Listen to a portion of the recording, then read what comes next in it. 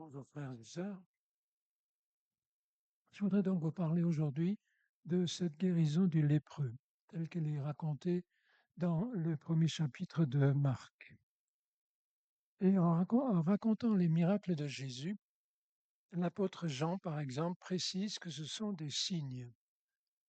Autrement dit, il ne faut pas s'arrêter seulement aux bienfaits, qui est pourtant déjà extraordinaire, mais il faut aller plus loin et discerner ce que signifie chacun de ces bienfaits.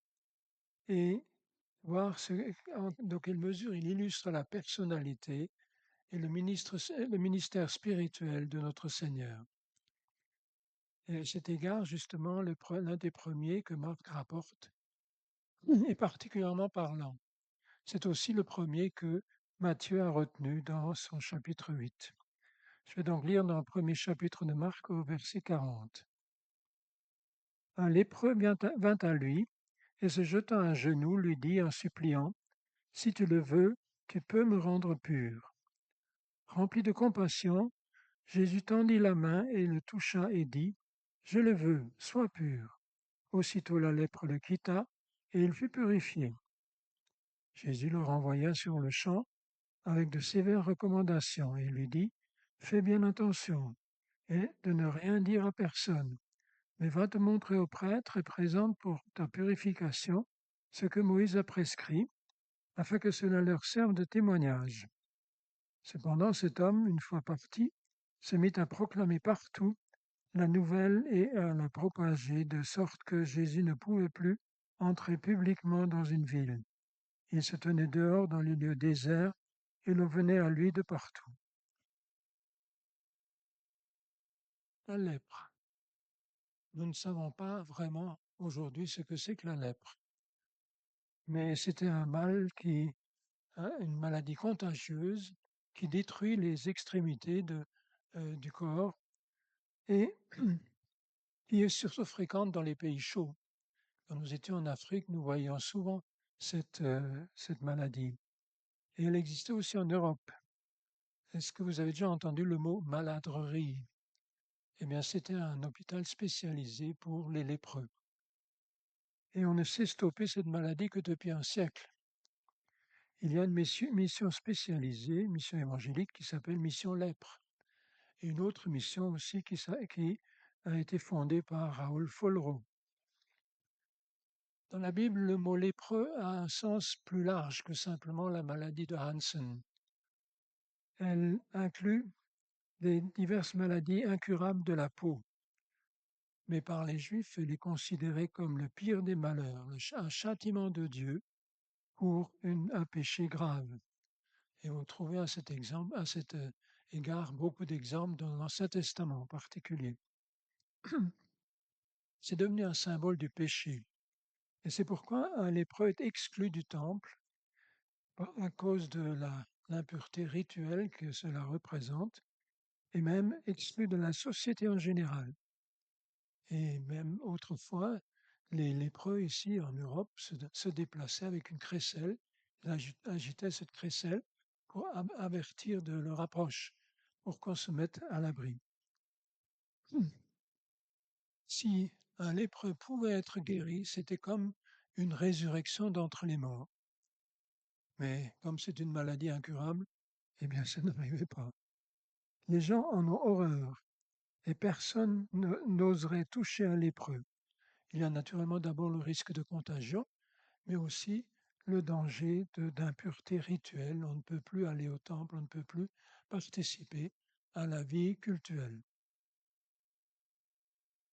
Voilà le problème du lépreux. Voyons maintenant sa foi.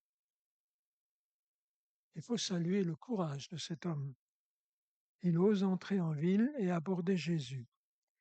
Il a dû entendre parler des miracles que Jésus a déjà faits et reconnaître la libération énorme que ceux-ci représentent pour les bénéficiaires, des maladies incurables, diverses, et même des libérations de l'emprise de démons. Cela lui inspire un immense espoir et lui donne le courage de braver les interdits. Mais est-ce que ce Jésus va accepter de le rencontrer? Est-ce que ce Jésus voudra bien s'occuper de son cas? En somme, on pourrait dire qu'il y a une chose dont il est tout à fait sûr, c'est-à-dire tu as ce pouvoir magnifique et extraordinaire. Mais en face, il y a une chose dont il n'est pas sûr du tout, c'est est-ce que tu veux? Il ne peut prétendre à rien. Jésus peut le chasser comme il a l'habitude de l'être, chasser avec horreur, comme il a l'habitude de la part de tout le monde. Il dépend donc seulement et totalement du bon vouloir, de la compassion de Jésus. Et c'est ce qu'il exprime humblement dans cette prière extrêmement courte. Si tu le veux, tu peux me rendre pur.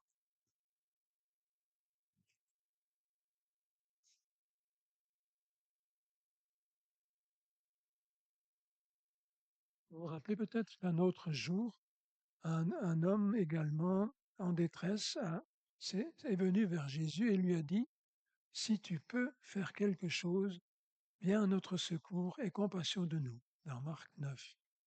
Est-ce que vous voyez la différence entre cette parole et celle du lépreux?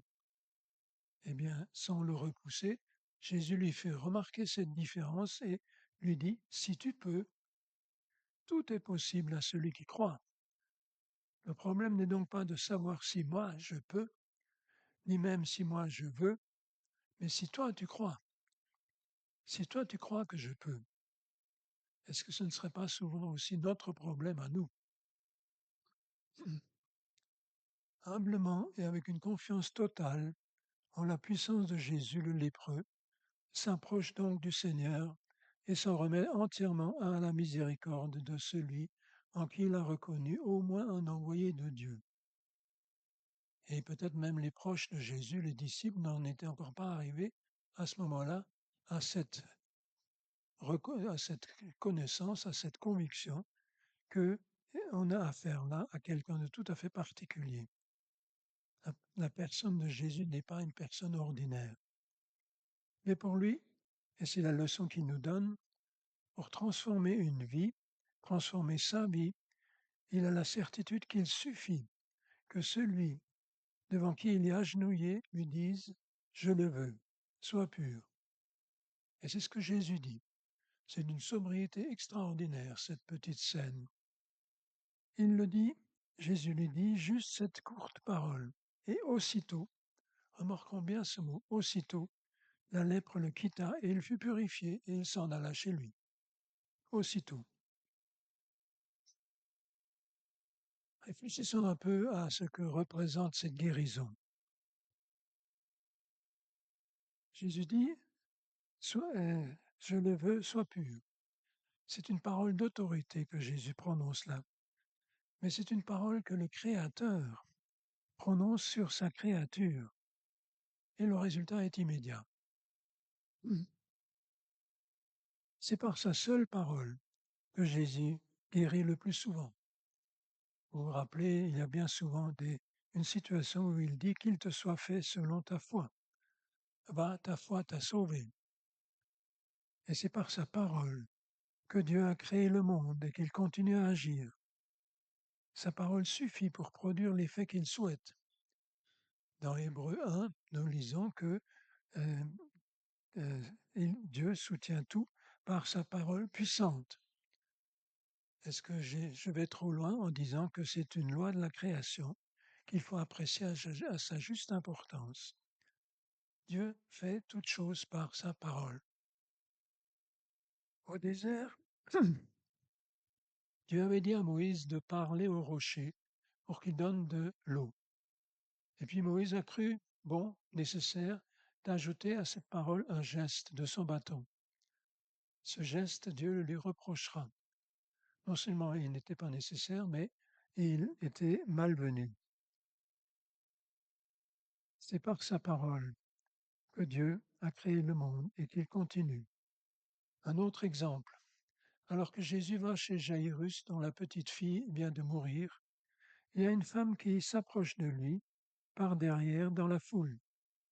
Elle pense qu'il suffit qu'elle touche son vêtement et pour être guérie. Et c'est ce qui se passe effectivement. Mais Jésus ne veut pas qu'elle en reste là. Il ne faut pas qu'elle croie euh, qu'il y a un pouvoir magique dans son geste ou alors dans le vêtement de Jésus. C'est pourquoi il tient à lui parler. Ma fille, ta foi t'a sauvée. Pars dans la paix et sois guérie de ton mal. Il veut la détourner de la pensée magique pour centrer son attention sur ce qu'il lui dit, sur sa parole. Et la foi aussi en ses paroles. Plus tard, elle pourra se dire, eh bien, ce qui m'a sauvé, c'est ma foi en lui qui m'a affirmé que c'est par ma foi que je suis sauvé. C'est cette foi qui est décisive et non pas simplement et non pas mon geste. Un autre exemple, aux autorités qui sont irritées, ils posent la question, qu'est-ce qui est le plus facile à dire? À dire à un paralysé, c'est-à-dire à quelqu'un d'incurable. Tes péchés sont pardonnés? Ça, on peut toujours le dire, ça ne mange pas de pain, n'est-ce pas? Et puis n'importe quel faux prophète peut dire ça. Il n'y a pas moyen de contrôler si c'est effectif ou non. Mais Jésus continue, est-ce que c'est plus facile à dire tes péchés sont pardonnés ou lève-toi, prends ton brancard et marche? Alors ça, c'est différent. Ça, c'est le test suprême, indiscutable de l'origine divine de Jésus. Et je continue à lire le texte, afin que vous sachiez que le Fils de l'homme a sur la terre le pouvoir de pardonner les péchés et aussi de guérir une maladie incurable. Je te l'ordonne. Voilà encore une parole. Je te l'ordonne, dit-il au paralysé, lève-toi, prends ton brancard et retourne chez toi. Aussitôt, aussitôt, il se leva et il rentra chez lui, guéri. Il est rentré chez lui non pas seulement guéri, mais aussi sûr du pardon de Dieu pour tous ses péchés. Et ce qui est formidable, c'est que ce que je viens d'appeler une loi, eh bien ce sera un païen, un centurion romain qui l'énoncera et l'illustrera. Rappelez-vous, il vient auprès de Jésus pour lui demander de guérir son serviteur qui est malade. Et il a cette parole magnifique. Je ne suis pas digne que tu entres sous mon toit, mais dis seulement un mot et mon serviteur sera guéri. Dis seulement un mot. À quoi Jésus, profondément impressionné, répond, vas-y, sois traité conformément à ta foi. Et au même instant, le serviteur fut guéri. Comment aurait procédé un faux Messie, un prophète autoproclamé, un fondateur de religion? Ce serait certainement l'occasion d'une belle cérémonie, de grands gestes impressionnants, de rites mystérieux. Il y a un exemple à ce sujet-là dans l'Ancien Testament. Souvenez-vous, Naaman, le général syrien, donc païen, qui vient chercher la guérison de sa lèpre, c'est la lèpre, auprès du prophète Élisée. Et quand il arrive chez Élisée, eh bien non seulement Élisée ne sort pas, mais et il lui envoie simplement son serviteur. Et ce Naaman est irrité de cette absence totale de cérémonial. Et il dit, je me disais, il sortira vers moi, il se présentera lui-même, il invoquera le nom de l'Éternel, il agitera sa main sur la place malade, il guérira le lépreux. Eh bien, rien de tout ça. Et pourtant, quand enfin il se décide à faire ce que Élisée lui dit, eh bien, il est guéri. Mais là, on peut se demander pourquoi Jésus, quand même, touche ce lépreux. Il ne se contente pas de lui parler, mais il le touche. Eh bien, c'est au moins pour deux raisons. Ce geste signifie, tu vois, je ne te méprise pas, comme tous les autres. Je n'ai pas peur d'attraper ta maladie, ni d'être souillé rituellement par toi. Et voilà comment Jésus manifeste sa profonde sympathie, toute sa compassion envers cet homme qui est rejeté par tous. Et ce faisant, il agit comme Dieu, comme maître de la loi, qui aime la créature bien plus que la loi. Pour lui, l'humain passe avant les rites. La détresse de cet homme est bien plus importante, bien plus urgente que l'application stricte de la loi. Et tout comme la foi du lépreux passe par-dessus les interdits rituels, eh bien la compassion de celui qui a le pouvoir de guérir les dépasse également. Et ainsi Jésus pose le sceau de son approbation, de son exaucement, sur la confiance entière de cet homme en ses paroles. Pour un juif ordinaire, toucher un lépreux, c'est contrevenir aux règles rituelles, et cela menace l'ordre établi. Et à cet égard, il a une attitude qui symbolise bien l'obscurantisme de toutes les religions.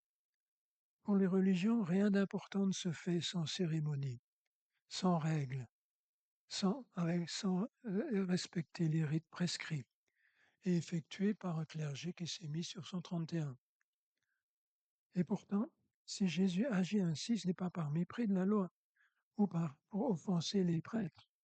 Il respecte la loi, d'ailleurs contrairement à ce qu'on va lui reprocher bientôt.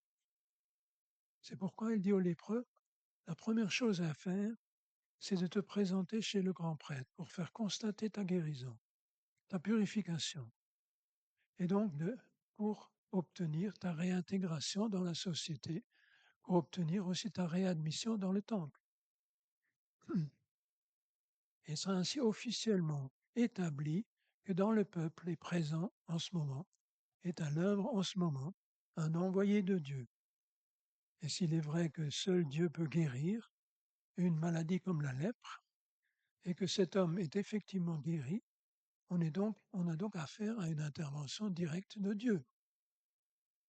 Ce n'est pas moins que le Messie, car comme Jésus le fait rappeler à Jean-Baptiste, alors qu'il était en prison, il lui fait dire ceci, les aveugles voient, les boiteux marchent, les lépreux sont purifiés, et les sourds entendent, et les morts ressuscitent. La bonne nouvelle est annoncée aux pauvres.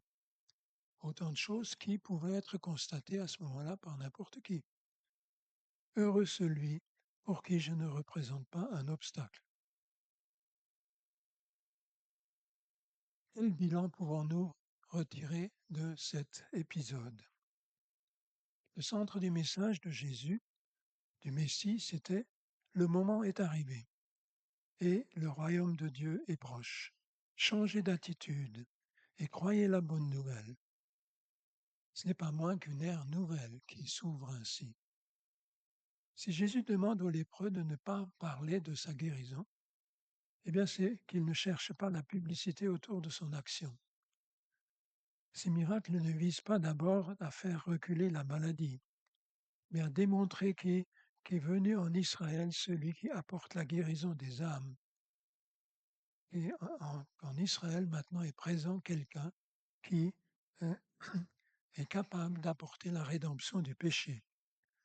Dieu est en train de visiter son peuple, comme les prophètes de l'Ancien Testament l'avaient annoncé tant et tant de fois. Cette guérison illustre l'importance centrale que Jésus attache à la foi, qui met en marche vers lui, une foi en sa parole. Reconnaître en lui l'envoyé de Dieu, investi des pleins pouvoirs de Dieu, est le premier pas sur le chemin qui conduit au salut. Et ça, c'est aussi encore quelque chose d'essentiel pour nous aujourd'hui. Et cette foi s'appuiera, non pas sur des grands gestes, sur un rythme mystérieux, mais sur une parole d'autorité de la part de Dieu. Une parole simple et claire du Fils de Dieu. Les faux messies parlent volontiers, mais lequel d'entre eux réalise aussitôt ce qu'il a dit? Et telle grande religion actuelle, bien des idéologies, non pour se répandre que le moyen de la coercition ou même de la persécution. Et ça, c'est une terrible actualité. La prière que Dieu agrée n'a pas besoin d'être longue, savante et bien tournée. Elle doit simplement venir du fond du cœur. Le lépreux, nous est-il dit, supplie. Il supplie Jésus. Elle doit être empreinte du respect et il nous est dit que le lépreux se met à genoux devant Jésus. Elle est humble et se remet entièrement à la volonté du Seigneur. Si tu le veux. Elle exprime son besoin avec confiance. Si tu le veux, tu peux me rendre pur. Et cette prière suscite la compassion du Seigneur qui agit selon cette foi, sans délai inutile. Prions. Seigneur, nous voyons bien que nous avons là affaire à Dieu lui-même, à Dieu incarné parmi les hommes, qui agit d'une manière magnifique, majestueuse, souveraine, et nous adorons notre Dieu souverain en notre Seigneur Jésus, qui a tout fait pour que, eh bien, quand nous venons à toi pour demander d'être purifiés, comme nous l'avons fait tout à l'heure, eh bien, nous savons que tu le veux et que tu nous purifies effectivement. Nous avons besoin d'être ainsi purifiés tout à nouveau pour continuer notre marche, pour nous engager dans la semaine qui vient et pour te glorifier tout au long de cette semaine. Sois loué parce que tu le veux. Et c'est là notre plus grande joie, notre plus grande assurance. Oui, tu le veux, que nous soyons purs. Gloire à toi.